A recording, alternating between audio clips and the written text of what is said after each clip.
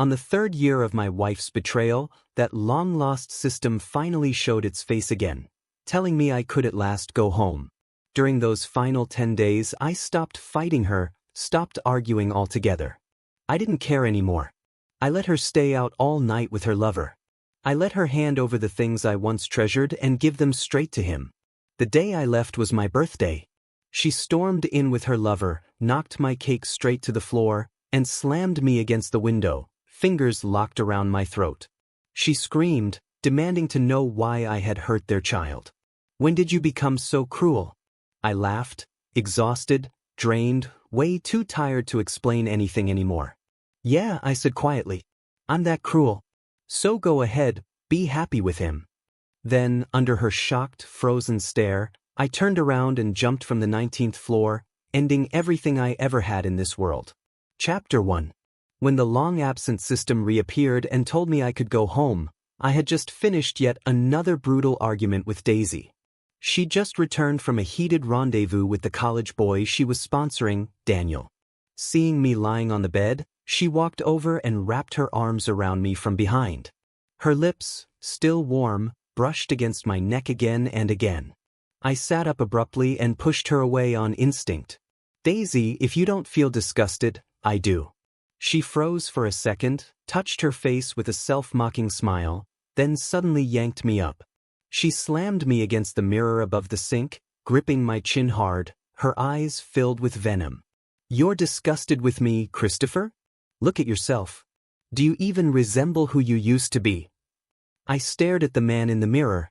Messy hair, untrimmed beard, dark circles and heavy bags under my eyes. I looked like some worn-out homeless guy. The eyes that once shone with sunlight were now dull and dead. Fine lines crawled across my face, wiping away every last trace of youth.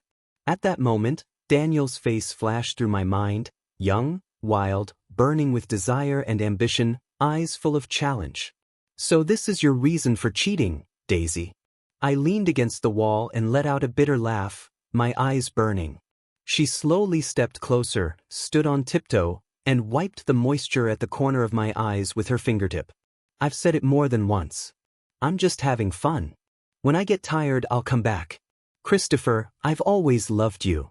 Disgust. Suffocating, unbearable disgust. I finally snapped. I screamed in rage, unable to hold it in anymore. I grabbed a bottle and hurled it at the mirror. It exploded into countless shards. "Get out. Get the hell out." After she left, I stood barefoot on the freezing marble floor, staring out the window at the massive LED screen outside. Daisy had paid for it, a huge modeling photo of Daniel displayed loud and proud. A bitter laugh slipped from my lips.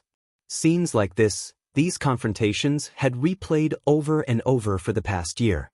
From the gut-wrenching pain at the start to the numb, hollow despair that remained now. I was never meant to belong to this world. 8 years ago, I came here on a mission, to redeem a broken, bitter woman named Daisy. Back then, her father had cheated. The family business collapsed. Her mother committed suicide, leaving her buried under crushing debt. Her eyes were empty, lifeless. I came to her one sunny morning and approached that fragile, pitiful girl. Later, I stayed with her in a damp basement room, shared simple meals, and helped her pay off every single debt, one by one. Once, she asked me, confused, "Why are you so good to me?" I smiled and took her hand. "Maybe it's heaven's instruction." She lowered her head and whispered, "Then that must be the best gift heaven ever gave me." The day the mission was completed, she must have known I was about to leave. She held me from behind, eyes red, not sleeping all night. I couldn't bring myself to go. I hugged her and said softly, "Daisy, I'm not going home." From that day on, the system vanished completely. For 5 whole years, it never appeared again. And during those 5 years, Daisy betrayed me, in the 3rd year of our marriage. She started keeping a young, handsome male model. His name was Daniel. Chapter 2. I still remember the day I discovered her affair. She came home drunk, collapsed into my arms, and mumbled hazily, "Christopher, you've gotten fatter."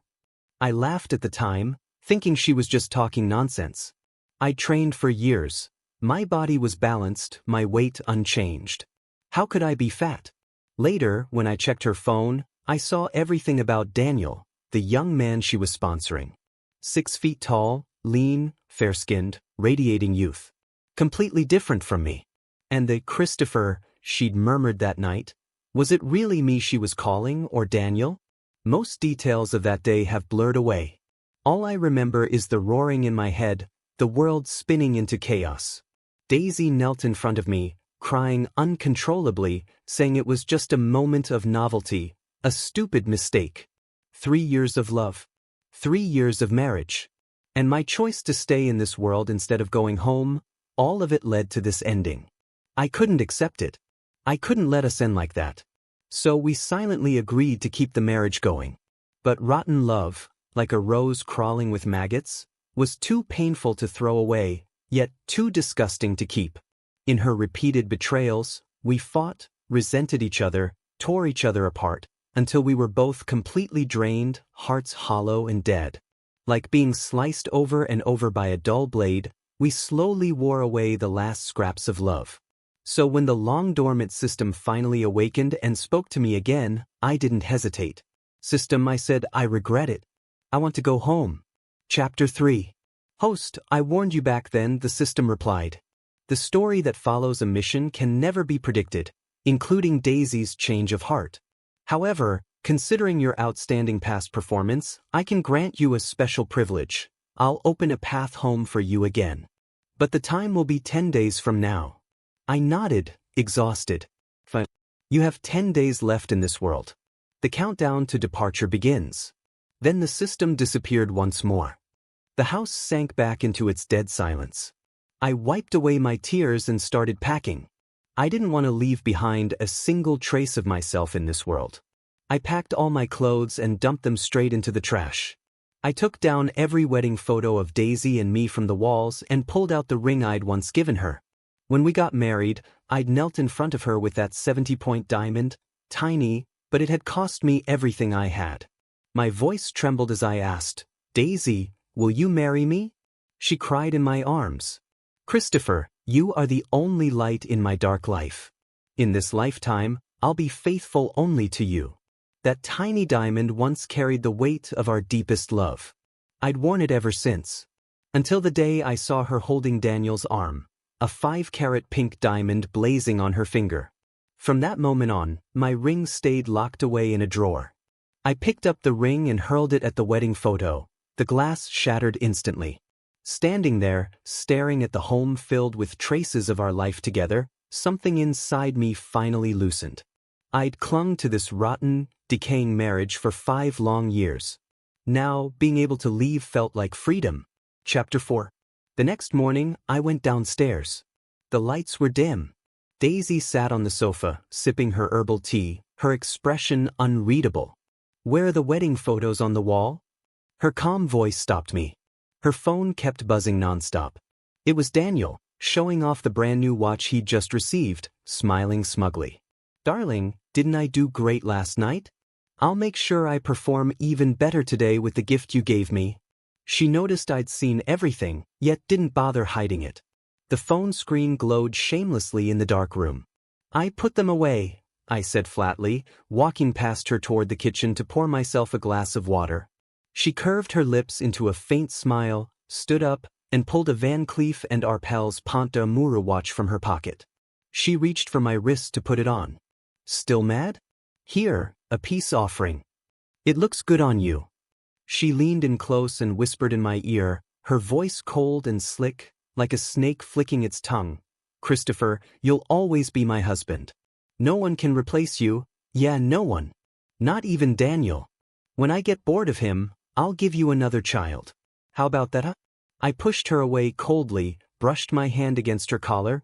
Damn, the scent of another man's cologne still clinging there. A faint, bitter smile twisted my lips. Then I turned and left. Chapter 5. Daisy once had a child. But back then, even she didn't know she was pregnant. At that time, I was still obsessed with her loyalty, crazy obsessed.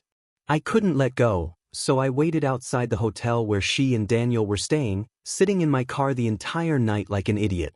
At dawn, I saw her come out with Daniel, his hand resting possessively on her hip as he pushed her into the passenger seat. Moments later, the two of them were already lost in each other inside the car. That was when I lost control. I gripped the steering wheel, my mind blank, and slammed the car straight into them. The child was gone that day. But during that period, Daisy and I hadn't shared a bed at all. The child's father needed no explanation. She slapped me hard across the face and forced me to kneel and apologize. Hard, brutal. That was the fourth time I caught her still seeing him. She looked startled but didn't seem to sense anything unusual, just nodded absently and went out again like it was nothing. For the next 2 days, she didn't come home. I watched the endless tabloid news of her and Daniel splashed across the headlines, calm, detached, not making a single call or sending a single text. Cold. Instead, I started selling off everything we owned, the houses, the jewelry, all of it, piece by piece. Because the system had told me I could still use my exchange rights.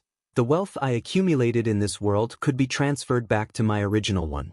During the first 2 years of our marriage, Daisy and I had worked hard together and built enormous wealth. Those were the happiest days, the days when our love was still burning, when it was real. I transferred my entire company to her name. Every property she bought, she registered under mine. She said she felt guilty, that after I pulled her from the abyss and endured hardship beside her, the only thing she could do to ease her guilt was to give me everything. In the end, she didn't give me enough love, but she gave me more money than I could ever spend, enough to live a lifetime even after returning home. Funny, right? When there were 5 days left on the countdown, I drove out to the suburbs. There was only one villa left, the deed not yet sold. It had been Daisy's anniversary gift to me. When we were still in love, we'd spent every holiday there together. To us, that villa had meant everything. I went there that day to retrieve the deed and hand it over to a real estate agent. As I drove through the quiet neighborhood, I realized I hadn't been there once since Daisy's betrayal 2 years ago. Yet the place looked completely renewed. The small garden outside the villa was now filled with blooming roses. Confused, I stepped out of the car and unlocked the door. Before I could open it fully, someone opened it from the inside. "What? You're hungry again already?" It was Daniel. Chapter 6. He stood there shirtless, leaning lazily against the doorframe, a flicker of surprise flashing across his face. But it faded quickly, real quick. His mocking eyes scanned me up and down, full of scorn and arrogance. In that instant, I understood everything. Daisy had been keeping him here. "This is my house," I said coldly. "I'll give you 5 minutes. Get dressed and get out." I pushed the door open to go inside, but Daniel blocked the way, his gaze meeting mine without a hint of fear. "But Daisy gave this house to me," he said with a smirk. "Gave it to you?" I sneered. "When did the ownership change? You think the owner wouldn't know? It was only lent to you for a few days. You're nothing but a squatter pretending to be the master." His face flushed red, then pale, his jaw tightening. I didn't bother arguing further. Nah, not worth it. I called Daisy directly. Her mess, her responsibility. She chuckled softly on the other end. "Christopher, it's just a house. What's wrong with letting my boy toy stay there for a few days? Don't cause him trouble, them? If you make him cry, I'll be hard to coax later. And also..." I didn't hear the rest of what she said, because Daniel suddenly grabbed my wrist, leaning in even closer, his voice dripping with mockery. "Mr. Christopher, I heard you and Daisy dated for 3 years before marrying. Well, I've been with Daisy for 3 years too." He paused deliberately, his smile widening. "So tell me, do you think this year I'll become Daisy's official husband?" He spoke slowly, savoring every word. "Oh, and let me raise the stakes, with the child Daisy is carrying." On the other end of the line, I could still hear Daisy casually shuffling cards, her voice careless and airy. "A few days ago, there was a limited edition life-size figure at an auction. I bought it for you. Your birthday's in 2 days, consider it a gift. As for Daniel, he's just my little canary, a bit of amusement. If you don't like it, fine. I'll make him move out." She kept talking, her tone nonchalant, dismissive, almost playful. I laughed bitterly, my voice trembling. "Daisy, did you hear me? You're pregnant with your canary's little chick. Congratulations, you're finally going to be a mother. You've gotten exactly what you wanted." On the other end of the phone, Daisy's voice went silent. For a long time, she said nothing at all. Chapter 7. When Daisy found me, I had just come back from the cemetery. There were only 3 days left before my departure. Daniel's words had brought back memories of that child, the one I had once believed was mine, the one I had poured all my love and care into, only to realize no matter how I calculated the dates, it could never have been mine. In the past few days, I had gone to that child's grave and brought candy to leave there. I knew the truth. I knew the child wasn't mine. But the bond I'd once felt refused to break. If everything hadn't fallen apart, Daisy and I might have had a lovely child of our own. I hadn't gone home. I didn't answer Daisy's calls. It was as if I had vanished from the world. So when she finally found me, she grabbed my arm without a word and dragged me into her car. Inside the car, she gripped the steering wheel tightly and stared at me with dark, restless eyes. Her impatient voice broke the silence. "I'll take care of the Daniel situation." I remembered something Daisy once told me. A child should be born from love, with the one you love most. In this life, I'll only have a child with you. And yet now, she and Daniel had created one together. Still, she sat here pretending to act devoted, as if we could return to the past. It was laughable, straight up ridiculous. I crossed my arms and looked out the window.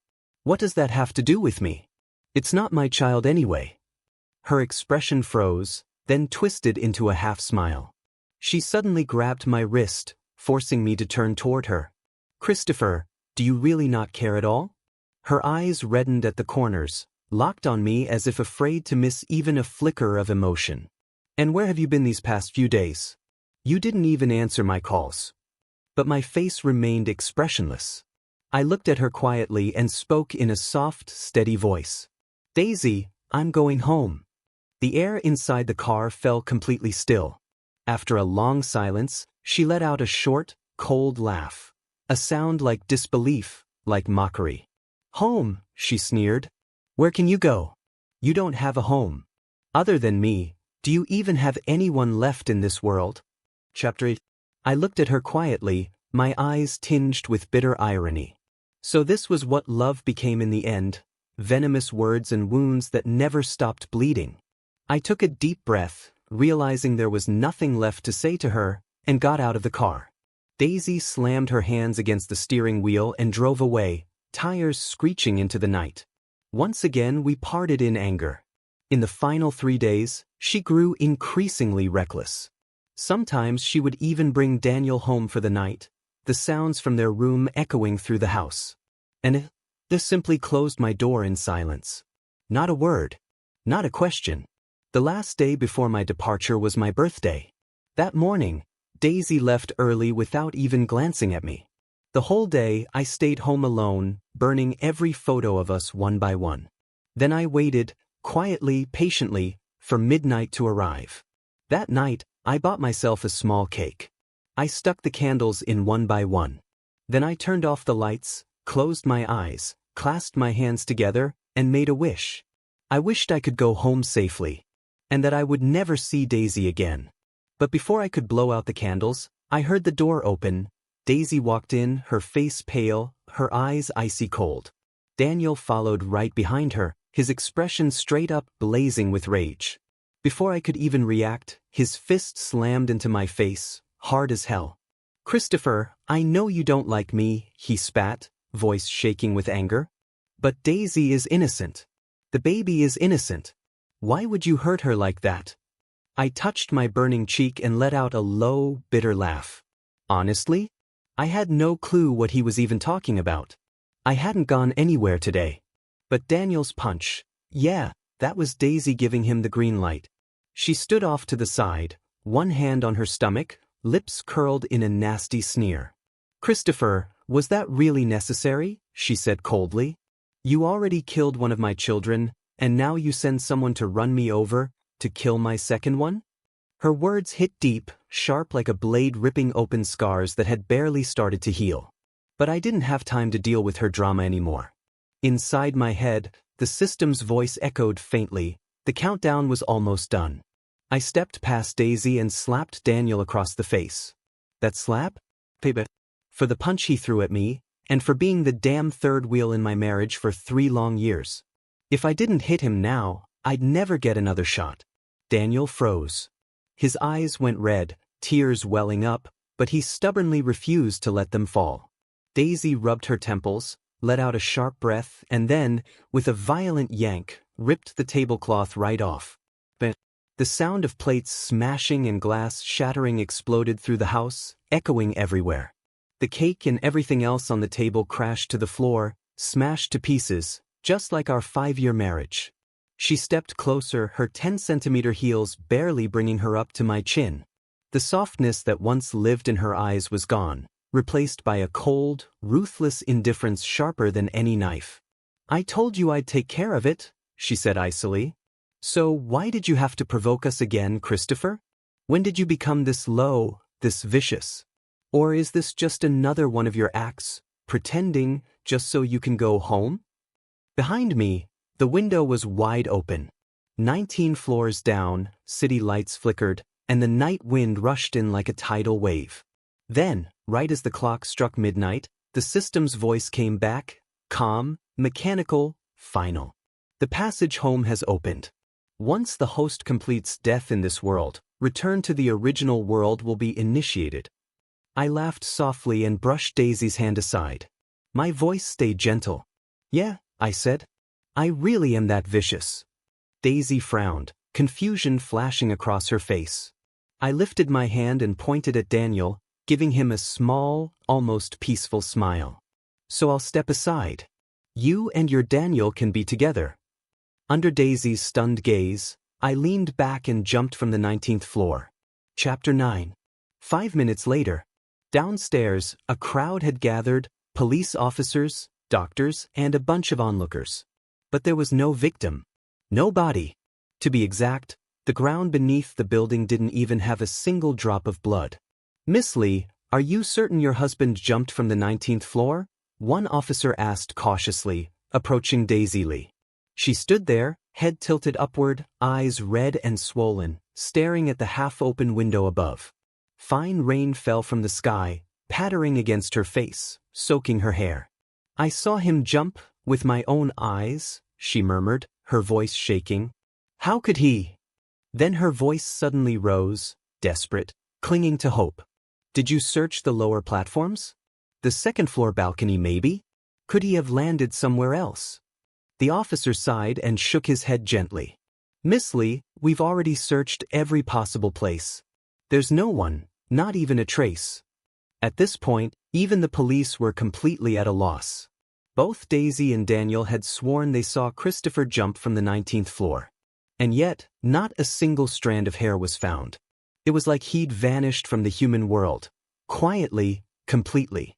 Daniel sat there, pale as a ghost, trembling under the blanket wrapped around his shoulders. He'd seen it himself, a living man leaping straight into nothingness. From that height, anyone should have been smashed to pieces. But Christopher had just disappeared. Shivering nonstop, Daniel walked over and wrapped an arm around Daisy's waist. "Let's go home," he whispered, his voice shaking bad. "Today's been way too strange. I'm scared." Before he could finish, Daisy's hand cracked across his face. The slap was way harder than the one Christopher had given him earlier. Daniel's head snapped to the side, his vision spinning, nearly losing his balance. Daisy stepped closer, her expression dark and ice-cold. Even as a woman, she carried the terrifying authority of someone long used to being in control. She grabbed him by the throat, forcing him to look at her. "Who told you to hit my husband?" Daniel bit his lip, eyes filling with tears. "Didn't you say we were coming to confront him?" "I said I'd back you up," she hissed. "But you walked in and hit him. I never agreed to that." Her grip tightened without her realizing it, knuckles turning white. Daniel started gasping for air. "Daniel," she said through clenched teeth, "if you hadn't insisted on making a scene for the child's justice, if you hadn't pushed so hard today, Christopher wouldn't have." Her voice shook, but her rage burned just as fierce. "I was going to end this pregnancy anyway. In this life, I'll only ever have children for Christopher. Daniel's eyes went wide in horror, tears spilling freely. He wanted to scream, to take back every word, every demand he'd made. His throat burned as her grip tightened, his breath fading. With the last bit of strength he had, he pried her fingers loose and croaked out, hoarse and broken, "Daisy, you're still carrying our child." The way he said her name, Daisy, made her freeze. Christopher used to say it like that, soft and gentle, full of love. She blinked, snapping back to reality, and let go. But when she looked up, it wasn't Christopher she saw. It was Daniel, face red from suffocation, coughing violently. For a moment, Daisy just stood there, dazed, her mind completely blank. Around her, chaos reigned, police radios crackling, voices overlapping, rain pouring harder. But in that sea of faces, there was only one she searched for, and couldn't find. Reality hit her hard and cruel. Christopher, the man she had loved, hated, and destroyed, had jumped from the 19th floor right in front of her. And now, no one knew where he was. Panic took over.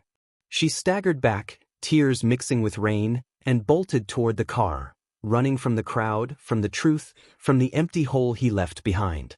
Chapter 10. Inside the car. She curled up in the driver's seat, shaking, lighting a lady's cigarette with unsteady hands. Only then did she calm down a little. She stretched out her hand and stared at it blankly.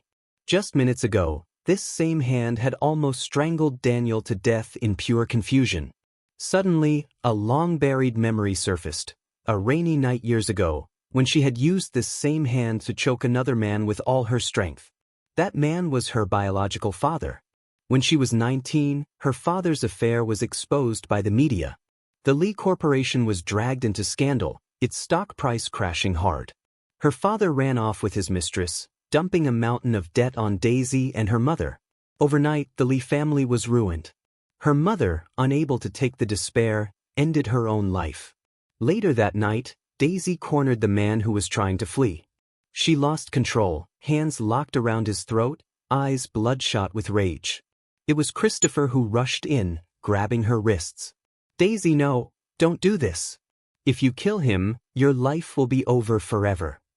She still remembered how heavy the rain was that night, so loud it drowned everything out except the downpour and Christopher's desperate cries. In the end, she let go. Christopher held her as she shook uncontrollably, his arms tightening the longer he held her. Later, because of Christopher, she gave up the idea of avenging her mother through murder and chose to keep living. And as time passed, life, slowly, painfully, began to get better. Eventually, she finally dug up solid proof of the man's crimes during his shady business ventures and personally sent him straight to prison, no mercy. In the end, she fully took over the Lee Corporation, rebuilding it step by step, brick by brick, until it turned into a booming empire. Christopher stayed by her side through countless business dinners, grinding alongside her, even starting his own company to help her pull in clients and crack open new markets. Together, they kept stacking money higher and higher. And at last, she married the man she loved most in this lifetime. Smoke curled inside the car, thick and bitter, and a crimson ash from the cigarette dropped down, scorching Daisy's hand. She jolted back to reality, but her eyes were already wet. Chapter 11.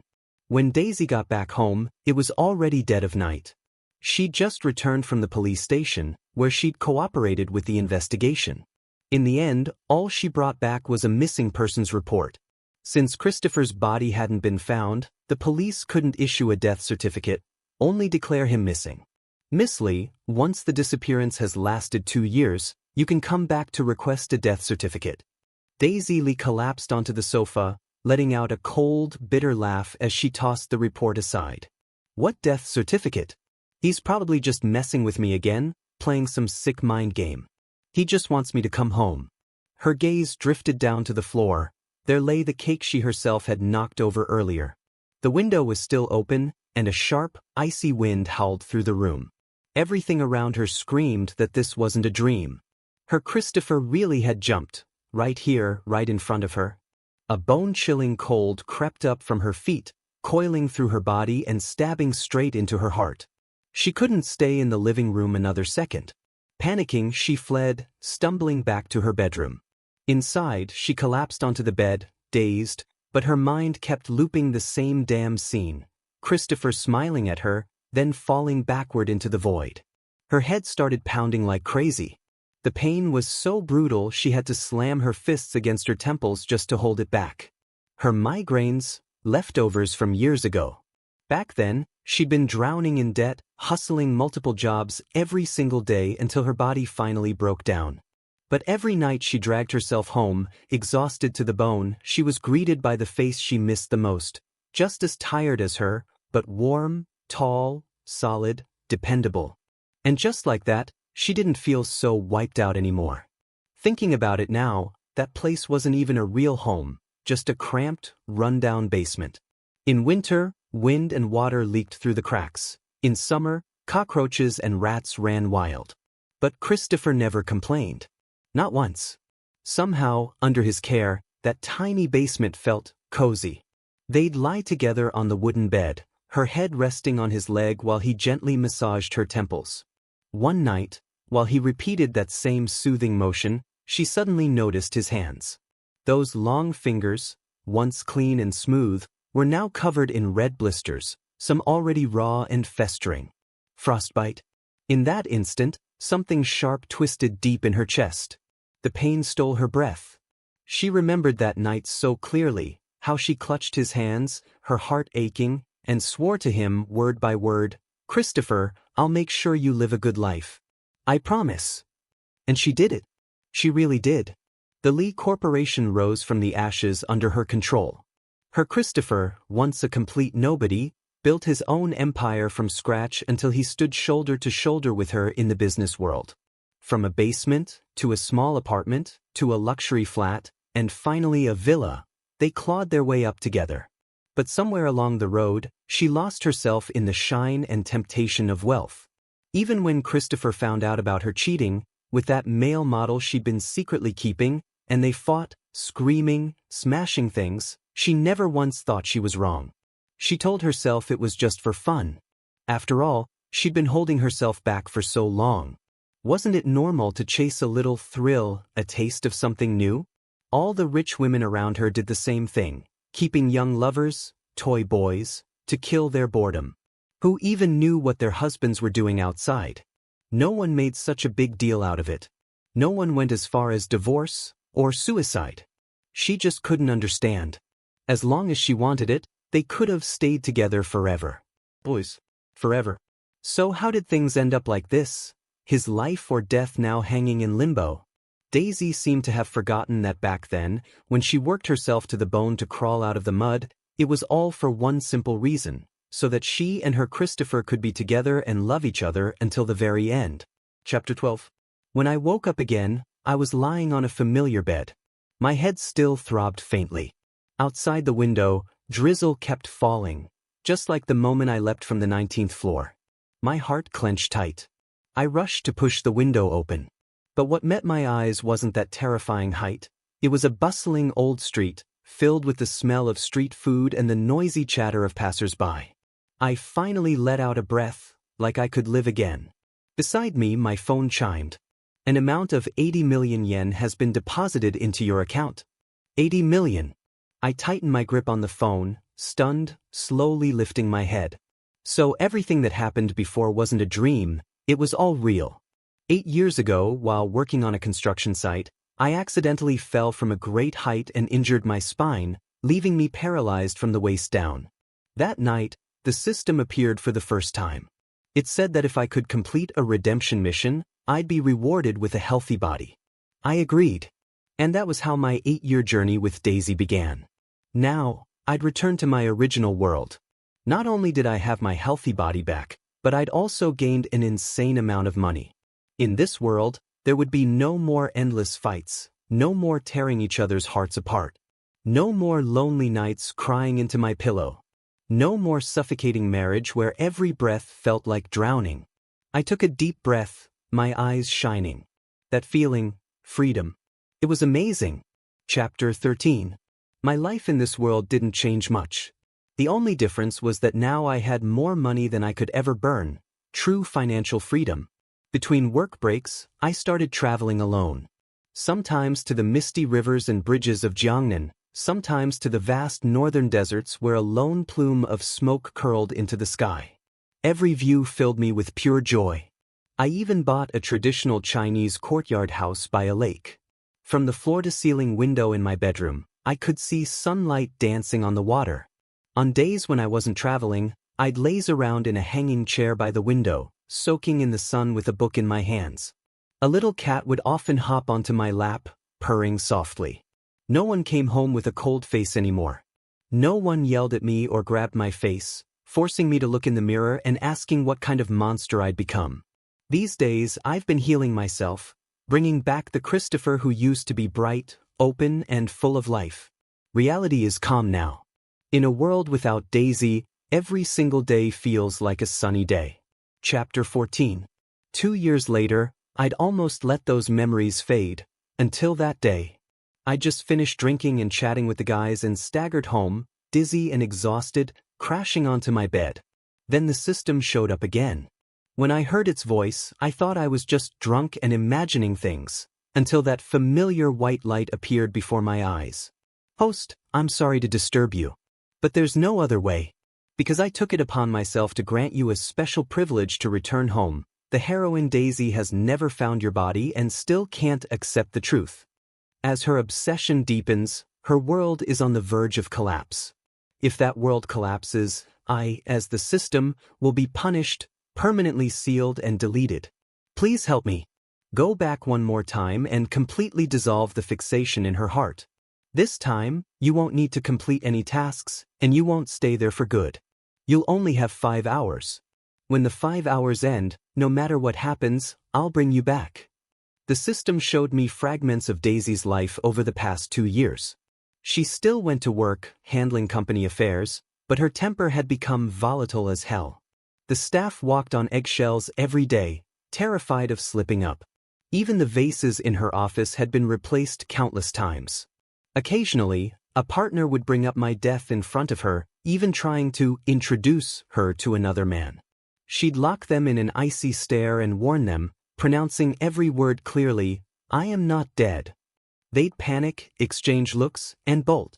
After that, she'd ask her assistant the same question every day, whether I had sent her a message. I stayed quiet, didn't feel a damn thing. My heart was calm, flat like still water. But when I heard the system's almost begging voice, I couldn't stop myself from remembering everything. For 8 lonely years, it stayed with me, world after world, mission after mission, no breaks. In the end, when it should have shut down for good, it heard me cry for help. Breaking the rules, it paid the price just to open one last privilege and send me home. That wasn't just a friend, nah, it was more than that. Way more. After thinking it over, I said yes. Back then, my goodbye to Daisy was way too sudden. Love and hate were tangled up like a damn mess, so even when we parted, it was soaked in anger. I chose the cruelest way possible, dying right in front of her. No wonder she still couldn't let go. So this time, I'd finish it properly, end it clean, kill off her hope, and let her truly give up. When I opened my eyes again, I was back in that other world, back in the home Daisy and I once shared. It was late. Lights off. Dead quiet. Empty. 2 years apart, and I'd almost forgotten everything here. Almost. But every damn piece of furniture screamed the truth. I'd lived here for 8 whole years. Nothing had changed. Not a thing. Exactly how I left it. Even the wedding photo I'd once scratched with a diamond ring. Daisy had fixed it, hung it back on the living room wall. Only now, since I was gone, my half of the picture was blank. I walked into the bedroom. My pillow was still next to Daisy's, like I'd never left. Even my favorite book was still on the nightstand, right where I used to keep it. I picked it up and opened it. Yellowed pages. Curled corners. Every page screamed it had been flipped through 1,000,000 times. The system once told me, after I left, on every sleepless night, Daisy would fall asleep holding this exact book. Because when I disappeared, everything tied to me vanished too. My clothes, my photos, even the tiniest things. Only this book she bought at a bookstore stayed. The lines I underlined, the notes I scribbled in the margins, Those were the only proof I'd ever existed. While I was lost in thought, I heard a faint sound at the door. It opened. Daisy was home. After 2 years, her already stunning features had grown sharper, her beauty edged with cold, the darkness between her brows blending perfectly with the bleak winter outside. She changed her shoes, walked in, didn't even bother turning on the lights. She didn't notice me standing in the bedroom doorway. In the dim living room, she dropped onto the sofa and lit a cigarette. She used to smoke minty lady cigarettes. Now it was cheap, harsh crap from the convenience store. The ember flickered between her fingers, glowing and fading with the draft. When it burned out, she grabbed her phone, frowning as she scrolled through messages. Back when she stayed out all night, she always found my texts annoying, read them, never replied. Later, I stopped texting. Stopped waiting. She covered her face with one hand and let out a bitter laugh. 2 years, Christopher. You're brutal. Not even one message. How long you gonna drag this stupid game out? She exhaled hard, crushed the cigarette, and stared out the window. Her eyes were dull. Empty. Suddenly, her phone rang, sharp, shrill, slicing through the silence. She hesitated when she saw the caller ID, but picked up anyway.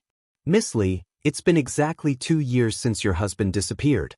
We're calling to remind you that you can now come to the station to apply for a death certificate. Daisy Lee's face froze. In her shadowed eyes, a storm exploded, the air turning ice cold. My husband isn't dead.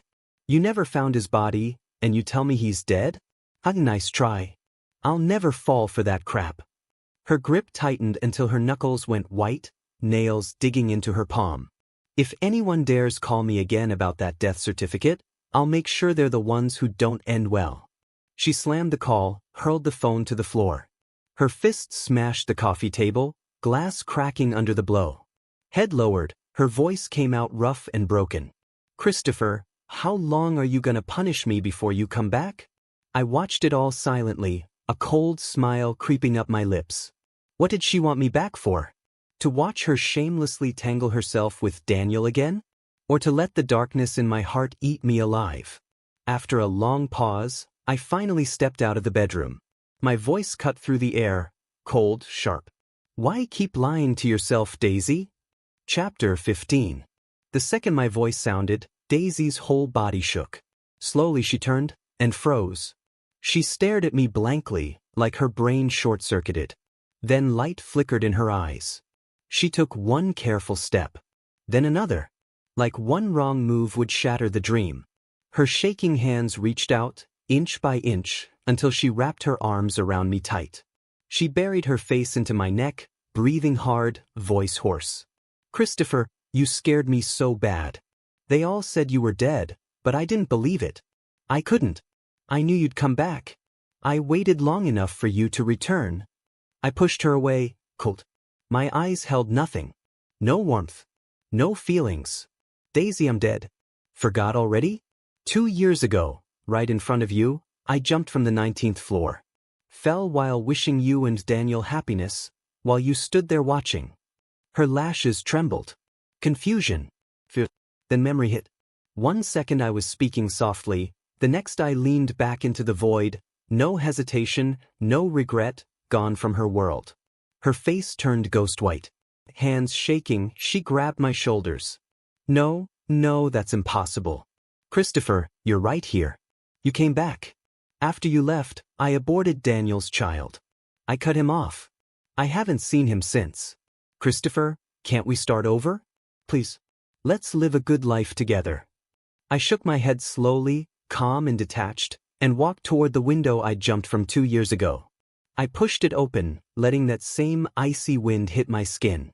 Daisy, do you remember how we met? 8 years ago, the system brought me to this world. I appeared before Daisy when she was at rock bottom, mother dead, beaten, threatened by debt collectors, standing on a rooftop with 1 foot over the edge. I literally fell from the sky, landing right on top of her. Holding myself up, I looked down at the lifeless girl beneath me and smiled. Don't jump. I can help you. In her empty eyes, a tiny spark lit up. Back then, she was too broken to question where I came from. Now, as I spoke, shock and confusion spread across her face. Daisy, I never belonged to your world. I came only to finish my mission, to save you. When it ended, I was supposed to go home. But I didn't. Because I fell in love with you. So I stayed. I married you. Chapter 16. I looked out the window. The stars were bright, just like the night we got married. That night, Daisy held me and swore, "Christopher, you saved my life. If I ever betray you, may I get hit by a car the moment I walk out the door. I swear I'll make sure you live a good life." And like an idiot, I believed her. I gave her everything. My whole damn soul. She built Lee Corporation into an empire. For a while, she kept her promise. I became the perfect husband of a powerful seal. Didn't need to struggle.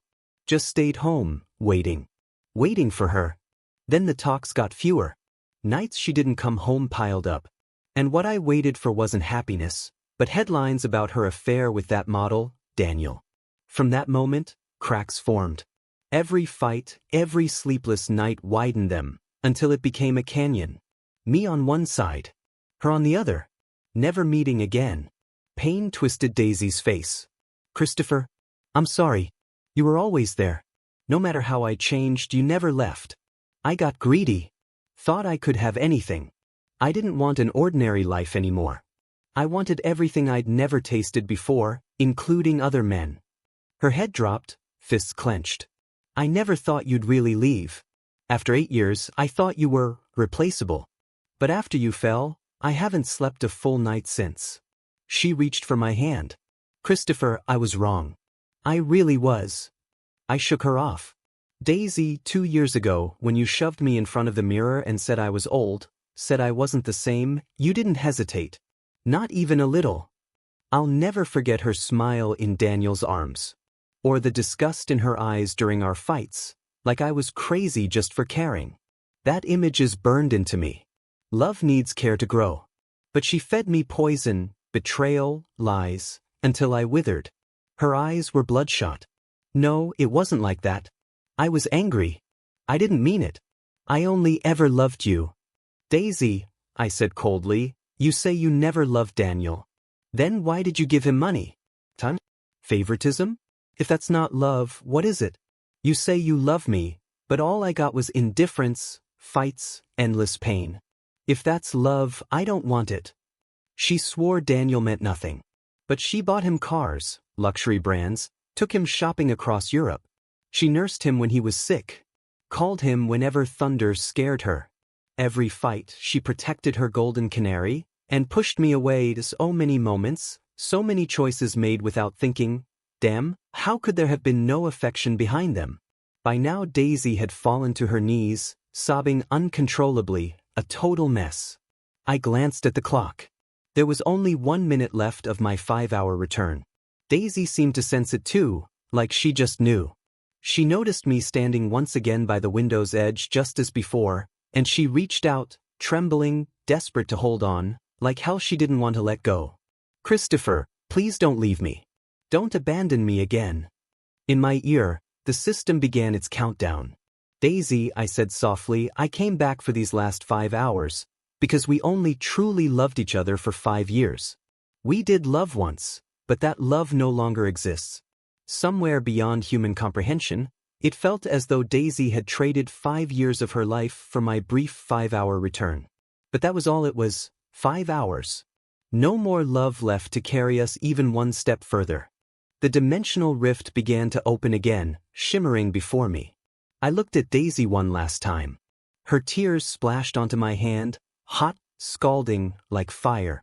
Just like 8 years ago when she wept out of love, her tears had burned the same way. "Daisy," I whispered goodbye, forever. "Christopher, no." And with those final words, I vanished once more before her eyes. Leaving her alone, kneeling in the vast emptiness of that house, sobbing until her voice broke and the echoes of her grief became the only sound that filled the night. Chapter 17. After Christopher left, Daisy collapsed onto the cold floor where he had stood, staring blankly at the ceiling, motionless, like she was empty inside. 2 years ago when Christopher vanished before her eyes, she could still lie to herself. If there was no body, there was no death. But now she knew. Christopher was gone for good. In this world, she would never see him again. They had walked together for 8 long years. The most precious years of her life, all spent with him. It was his arrival that had made her believe in love again and taught her, little by little, how to love someone. Her life's plan had been simple: marry Christopher, have a child, live happily ever after.